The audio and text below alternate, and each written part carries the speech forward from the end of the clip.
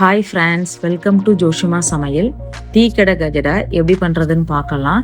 இது வந்து டீ கடை கஜடா, முட்டைக்கோஸ், வெட்டி கேக் எது வேணாலும் சொல்லுவாங்க. இது பொதுவாக 80s கிட்ஸ் 90s கிட்ஸ்லாம் ஃபேவரட் ஸ்நாக்ஸ் ரெசிபி. இது டேஸ்ட் வந்து ரொம்ப சூப்பராக இருக்கும். வெளியே நல்லா கிரிப்ஸியாகவும் உள்ள சாஃப்டாகவும் சூப்பராக இருக்கும். இது ஈவினிங் டைமில் டீ டைம் ஸ்நாக்ஸாக எடுக்கும்போது டேஸ்ட் நல்லாயிருக்கும். இதுக்கு ஃபஸ்ட்டு ஒரு கப் மைதா மாவு எடுத்துக்கிறேன். இது கூட ஒரு 3 டீஸ்பூன் ரவை சேர்த்துக்கிறேன். ஒரு 2 டீஸ்பூன் அரிசி மாவு,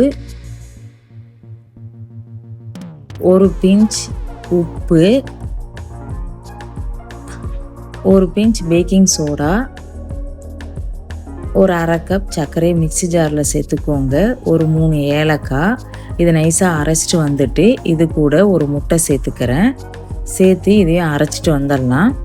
அரைச்சிட்டு வந்ததை இதோட சேர்த்துக்கோங்க. சேர்த்துட்டு கையை வச்சு நல்லா மிக்ஸ் பண்ணிக்கோங்க. ஃபஸ்ட்டு தண்ணியெலாம் எதுவும் ஊற்றாமல் அப்படியே மிக்ஸ் பண்ணிக்கோங்க. ஒரு சில டைம் அப்படியே மிக்ஸ் பண்ணும்போதே நமக்கு கரெக்டாக இருக்கும். இதில் ஒரு 2 டீஸ்பூன் நெய் சேர்த்துக்கிறேன் ஃப்ளேவருக்காக. சேர்த்து நல்லா மிக்ஸ் பண்ணி விட்டுக்கோங்க.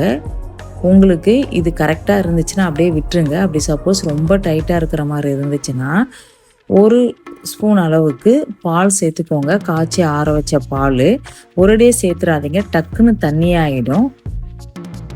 நான் வந்து ஒரு 2 டீஸ்பூன் அளவுக்கு பால் சேர்த்துக்கிட்டேன். இது எனக்கு கரெக்டாக இருந்துச்சு. இதை மூடி போட்டு மூடி ஒரு அரை மணி நேரம் அப்படியே இருக்கட்டும். அரை மணி நேரம் கழித்து ஓப்பன் பண்ணிக்கலாம்.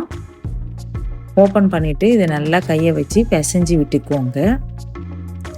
நமக்கு எந்த சைஸ் உருண்டை வேணுமோ அந்த சைஸுக்கு எல்லாத்தையும் எடுத்து உருட்டி வச்சுக்கோங்க. இதுக்கு கீரைலாம் எதுவும் போகணுன்னு அவசியம் இல்லை. நம்ம எண்ணெயில் வேக வைக்கும்போதே தானாகவே வெடித்து வரும். இப்போ எல்லாமே உருட்டி எடுத்து வச்சிட்டேன். இப்போ அடுப்பில் எண்ணெய் ஊற்றி எண்ணெய் வந்து லைட்டாக கை பொறுக்கிற சூடு வந்த உடனே ஒன்றா எடுத்து உள்ளே போட்டுக்கோங்க. போட்டு அடுப்பை வந்து சிம்மில் வச்சுருங்க. மீடியம் ஹீட்டில் எதுலேயுமே வைக்கக்கூடாது. இது வந்து எண்ணெய் வந்து லைட்டாக தான் காஞ்சிருக்கணும். பாதுஷாவுக்கும் டீ கடை கஜடாவுக்கும் எண்ணெய் வந்து ரொம்ப அதிகமாக காயக்கூடாது. இது அதிகமாக காஞ்சிருந்துச்சுன்னா உள்ளே எதுவும் வேகாமல் டக்குன்னு கலர் சேஞ்ச் ஆகிடும். நாம் இதை மாதிரி திருப்பி திருப்பி போட்டு இருக்கும்போதே இது நல்லா வெடித்து வரும்.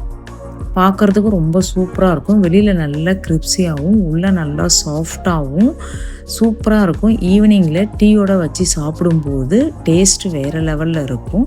நீங்களும் உங்கள் வீட்டில் இதே அளவுகளோடு செய்து பாருங்கள். இது வரைக்கும் ஜோஷிமா சமையலை சப்ஸ்கிரைப் பண்ணாலும் சப்ஸ்கிரைப் பண்ணிக்கோங்க. பக்கத்தில் உள்ள பெல் ஐக்கான் ப்ரெஸ் பண்ணிக்கோங்க. இதே மாதிரி இருக்கிற எல்லா மாவுமே போட்டு எடுத்து வச்சுக்கோங்க. ஹீட்டு ரொம்ப அதிகமாக இருந்துச்சுன்னா அடுப்பை ஒரு நிமிஷம் ஆஃப் பண்ணிவிட்டு திருப்பி ஆன் பண்ணி இதை மாதிரி எடுத்து போட்டு செய்து எடுத்து வச்சுக்கோங்க. இது எனக்கு வந்து சின்ன வயசில் ரொம்ப பிடிக்கும். அடிக்கடி இதை வாங்கி சாப்பிடுவேன். நான் ஹாஸ்டலில் படிக்கும்போது எங்கள் ஹாஸ்டலில் ஈவினிங் டைமில் ஸ்நாக்ஸாக கொடுப்பாங்க. ரொம்ப விரும்பி சாப்பிட்ருக்கேன். நான்லாம் உங்களுக்கும் இதை மாதிரி பிடிக்கும்னு நினைக்கிறேன். நான் சப்போஸ் உங்களுக்கு பிடிச்சிருந்துச்சுன்னா கமெண்ட் பண்ணுங்கள்.